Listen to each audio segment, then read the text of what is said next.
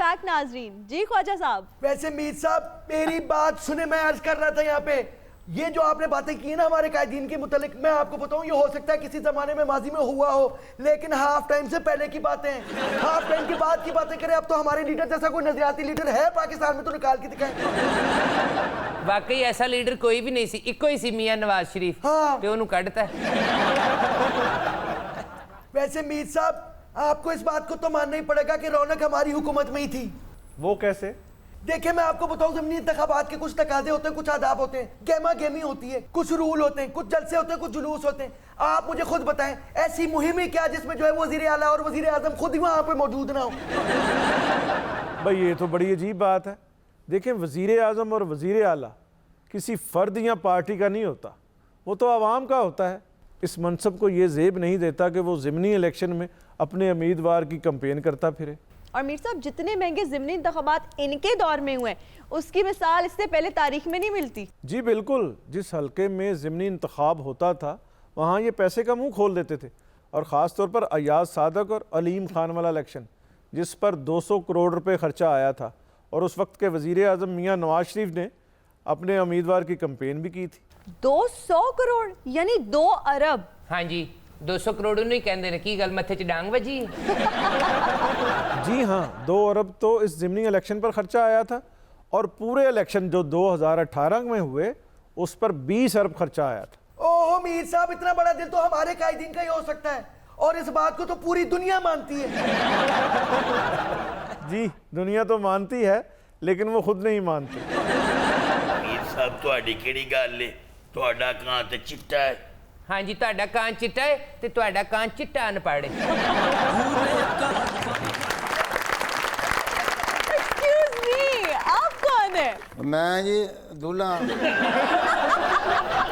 ये दुल्हा है, फिर तो गाना होना चाहिए दुल्हे का सेहरा तो आंका लगता है। इना तुमने बताया नहीं आज तुम्हारे भाई की शादी है। What even? ओहो, इसीलिए आप पे इतना रूप चढ़ा हुआ है भाई की शादी आज। देखिए भाई की शादी होना कोई बुरी बात नहीं है, लेकिन इनसे पूछे ये कौन है? मैं दूल्हा जी, और मैं ਤੁਹਾਨੂੰ ट्रैफो वार लगन डया वा। भाई बाज़ाहिर तो आप दूल्हा ही लग रहे हैं, लेकिन कुछ लोग जब शादी में नाकामी होती है तो हवास बाख्ता हो जाते हैं।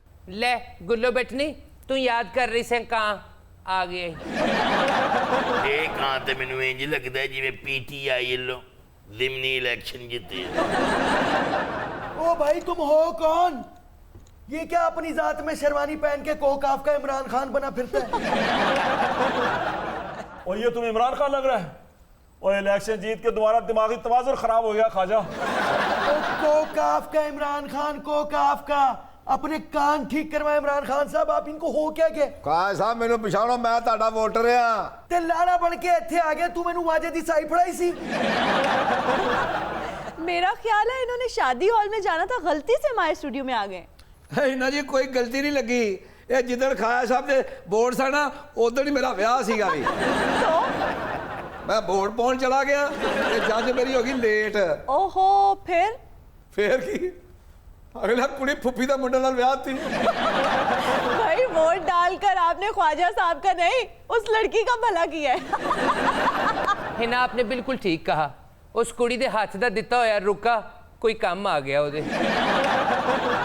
शहजादे तू फिक्र ना कर, तू जमहूरियत दी जंज दा पहला लाड़ा है। ਅੱਛਾ ਆਂਟੀ ਜੀ। आंखें खोल के देखे मीर साहब, ओ उठे बह के येलो जर्नलिज्म करते रहते हो। ओ इसे कहते हैं पटवारी, मेरा मतलब है इसे कहते हैं जाला। इसलिए तो मैं कहता हूँ हम लोहे के चने। हाँ जी, जेड़े साइकिल दे चक्के च पैंदे ने। भाई साइकिल को धक्का लगाया पीटीआई ने, लेकिन ख्वाजा साहब आप लोहे के चने नहीं हैं, क्योंकि आप इस अपने बयान पर माजरत कर चुके। ओ मीर साहब बस जरा मुठ रखो। ਕਾਹਦੇ ਵਜ਼ੀਰ ਆਜ਼ਮ ਬਣੀ ਫਿਰਨ ਦੇ ਹੋ, ਮੈਨੂੰ ਮੇਰੀ ਵੋਟੀ ਲਿਆ ਕੇ ਦਿਓ ਵੀ। और परा मार जाके वोट तूने ख्वाजे को डाला, बुढ़े मुझसे मांग रहे हो। ਉਹ ਭਾਈ ਲੋਹੇ ਦਾ ਚੜੇ, ਮੈਨੂੰ ਮੇਰੀ ਵੋਟੀ ਲਿਆ ਕੇ ਦੇ। ओ भाई सदके दे चने, मेरी बात सुनो, ब्याह ही ते सी फिर हो जाएगा, अभी तो बहुत सारी चुड़ैलें कवारी बैठी हैं। ਉਹ ਮਸਾ ਮਸਾ ਕੁੜੀ ਇੱਕ ਮੰਨੀ ਸੀ, ਉਦੋਂ ਤੇਰੇ ਇਲੈਕਸ਼ਨ ਆ ਗਏ ਨੇ। ओहो ਦਿਓ ਸੁਬੋਟੀ ਤੇ ਕਰਾਓ ਇਹਦਾ ਜ਼ਿਮਨੀ ਵਿਆਹ। ਤੁਹਾਡੇ ਕੋਲ ਤਾਂ ਚੋਇਸ ਹੀ ਬਹੁਤ ਹੈ। ओ भाई क्या ख्याल है, फिर खुदकुशी करने के लिए तैयार हो? ਹਾਂ ਸਭ ਟੋਲੋ ਸਹੀ ਤੁਸੀਂ, ਵੇਖੀ ਜਾਓਗੀ ਜੋ ਕੁਝ ਹੋਏਗਾ। ਹਾਂਜੀ ਟੋਰੋ, ਕਮ ਸੇ ਕਮ ਤੁਹਾਡੇ ਤੇ 2 ਵੋਟਰ ਘਟਣ ਨਾ। ਹਾਂ ਭੜੀਏ ਲੋਕੇ, ਇਹ ਪ੍ਰੋਗਰਾਮ ਕਿੰਨੇ ਵਜੇ ਖਤਮ ਹੋਣਾ? ਕਿਉਂ? ਮੈਂ ਆਪਣੀ ਭੈਣਾਂ ਨੂੰ ਤੇ ਅੰਮੀ ਨੂੰ ਬੁਲਾ ਲਵਾਂ। ਆਹੋ ਆਹੋ ਬੁਲਾ ਲਾ, ਪਿੱਛੋਂ ਰੋਣ ਵਾਲਾ ਵੀ ਹੋਣਾ ਚਾਹੀਦਾ। ਐਕਸਕਿਊਜ਼ ਮੀ ਦੁੱਲਾ ਭਾਈ, ਸਿਰਫ ਮਾਂ ਤੇ ਭੈਣਾਂ ਨੂੰ ਨਾ ਬੁਲਾ, 1122 ਵੀ ਬੁਲਾ ਕੇ ਰੱਖ। वो क्यों? ਗੁੱਲੋ ਬੈਠੜੀ ਨੇ ਪਿਆਰ ਨਾਲ ਉਹਦੀ ਬਾਹ ਫੜਨੀ, ਉਹਦੀ ਤੇ ਹਾਰਟ ਬੀਟ ਤੇਜ਼ ਹੋ ਜਾਣੀ ਹੈ। खैर खुदा का ही ना न्याजी, हाँ। मैंने उसकी हेल्प की है, वो मेरे ही पल्लू पकड़ रहा है। ਇਹ ਸਮਝ ਲਓ ਗॉड ਗਿਫਟ ਹੀ ਜੇ, ਇਹ ਐਸ ਮੌਸਮ ਦਾ ਆਖਰੀ ਦਾਣਾ ਜੇ। ਉੱਠੋ ਫਿਰ, ਘਰ ਬੂਆ ਸਾਂਭੋ ਚੱਲ ਕੇ। Stupid, pit pit, बदतमीज। ਇਹੋ ਜੀ ਬਦਤਮੀਜ਼ ਮੈਨੂੰ ਚਾਹੀਦੀ ਸੀ। मुंह ना मत्था तो जी ने पाड़ो लत्था। ਚਲੋ ਕੋਈ ਨਾ ਕੋਈ ਤਾਂ ਹੋਇਆ ਕਿ ਨਾ। चुप। इना ये तो गुलशन आरा का एक वक्त का नाश्ता नहीं करा सकता। बिल्कुल। आया मूठा, ये जो स्विंग का सुल्तान है वसीम अकरम? जी, मुझे तो उसका रिश्ता आया था। मैंने Really? कहा सोच के बताऊं। वैसे गुल्लो बैठनी, तुम इसी से शादी कर लो, स्मार्ट हो जाओगी। कैसे? तुमने जो भी खाने बैठना है, इन्हें आके हाथ ही लाना है, तू खाना ही नहीं। इना वसीम अकरम तो वसीम अकरम, मुझे तो फवाद खान का रिश्ता भी आया था। और जितनी तुम्हारी जिसामत है फवाद खान का नहीं बल्कि फवाद चौधरी का रिश्ता आना चाहिए था। ਵਸੀਮ ਅਕਰਮ का भी रिश्ता आया तेनू, वफाद खान का भी रिश्ता आया तेनू, कोई शुक्र तो बगैर रिश्ता नहीं आया। आपने फवाद खान का रिश्ता रिजेक्ट कर दिया? जी, क्यों?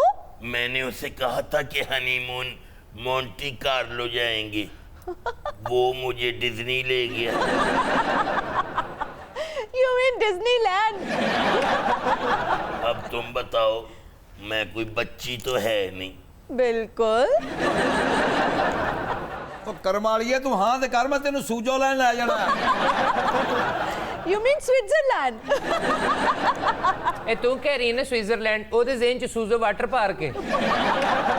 ओहो हिना जी, ये कभी खुशी कभी बम जो है ये कभी मुकम्मल नहीं होगी, मैं आपको बताऊं। आप मुझसे सवाल करें, कोई पॉलिटिकल सवाल है आपके पास? जी ख्वाजा साहब, मेरी ਹਾਏ ਹਾਏ ਕੀ ਖਾਜਾ ਸਾਹਿਬ ਤੁਹਾਡੇ ਮਸਲੇ ਤੇ ਵੱਧਦੇ ਜਾ ਰਹੇ, ਸਾਨੂੰ ਕੁਛ ਲਾਓ। ਹਾਏ ਖਾਜਾ ਸਾਹਿਬ, ਤੁਸੀਂ ਕੈਸ਼ ਦੇਣ ਲੱਗੇ ਐਡੇ ਘਬਰਾਉਂਦੇ ਕਿਉਂ ਹੋ? ਸਿੰਧ ਚ ਜਾ ਕੇ ਵੇਖੋ ਜ਼ਰਾ, ਫਲੂਦੇ ਵਾਲੇ ਤੇ ਰੇੜੀਆਂ ਵਾਲੇ ਅਰਬਪਤੀ ਬਣ ਗਏ ਨੇ, ਤੇ ਉਹਨਾਂ ਕੋਲੋਂ ਕੁਛ ਸਿੱਖ ਲਵੋ। ओहो ये सारा कुछ उन्होंने कोलों ही सीखिया है। हाँ जी, पर बदकिस्मती है वे, घसीटण वाली गल करके उस्ताद दी बेअदबी कर बैठे ने। मीर साहब, हिस्टोरिकली ये बात करेक्ट है?